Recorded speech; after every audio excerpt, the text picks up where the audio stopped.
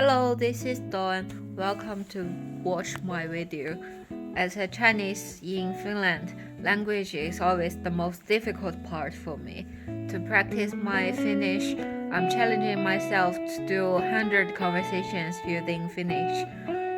So today will be the day one, and my topic will be call and request a sick note from the health center in Finland. And I will be acting in both roles, nurse and the patient. Let's get started. Moi, mulla on flunssa ja tarvitsen saikua. Moi, voisinko saada sun henkilötunnuksen ja osoite? Joo, henkilötunnus on ja osoite on. Kiiti. Mitä oireita sulla on? No siis, mulla on kumettaa, kulkuu kiipe ja nenävuotaa. On ollut tosi väsynyt viime päivät. Selvä juttu.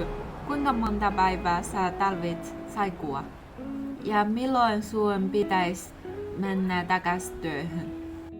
Luulen, että talven paripäivää lepoa.